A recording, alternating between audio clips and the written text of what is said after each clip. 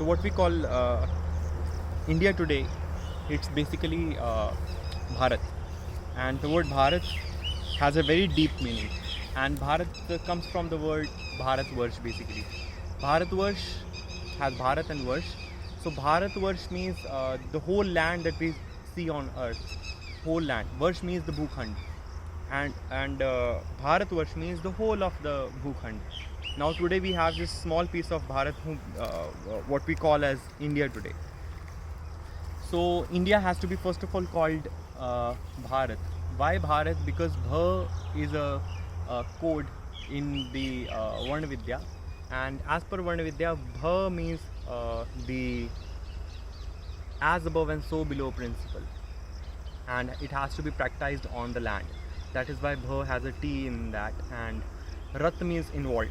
A land where people are involved in the Bha code, the principle of Bha, that is called Bharat. And the whole land, earlier it was Bharatvarsh, because all people were following the same principle of as above and so below, means the higher realm and the principles they were followed here on this land. That is why it was called Bharatvarsh. Now today we just have a piece of land, but this piece of land, Bharat, and the whole of Bharatvarsh, they had like three very key ingredients, very key luxuries. First was bhojan, which we call as today food. So food was a very big luxury. People will eat all earth-based food, and today people call food which is full of supplements. They want vitamins. Now vita means is basically the vita, and vita means life, and mins means the minerals. So vitamins basically means the minerals of life, and minerals of life means the minerals which are required to sustain your earth body, and that comes from earth basically. Whatever food which is grown on earth is vitamins. So that is the mineral of life. So food was the first very important luxury that we had, and today people are finding here and there they need dietitians to tell them what to eat, what not to eat. Then apart from that, there was culture, which was highly rich culture. Now culture comes from the word cult. Now cult and culture, they are like similar things. Now cult and culture means what all people put together bring in as the fact of life, all living by the same fact of life together. That is called culture, and that Sanskriti was really very rich, and that was a luxury. And another luxury that everyone had was knowledge.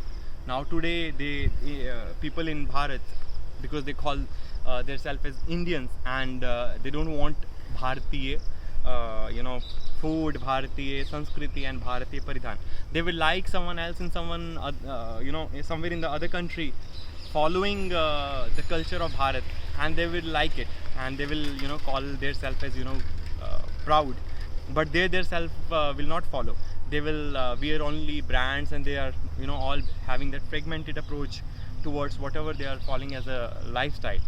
But we have to follow what is required for an Indian body, because this hardware is Indian.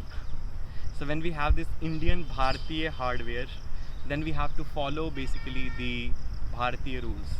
Bharatiya food is required for the Bharatiya body. So whatever land you are born on, so you are required to follow all those principles of that land. So Bharatiya Sanskriti, Bharatiya Paridhan is really rich, and at the same time knowledge. Now people don't have knowledge, and everyone is following the Sanatan Dharma. Sanatan Dharma means the eternal laws.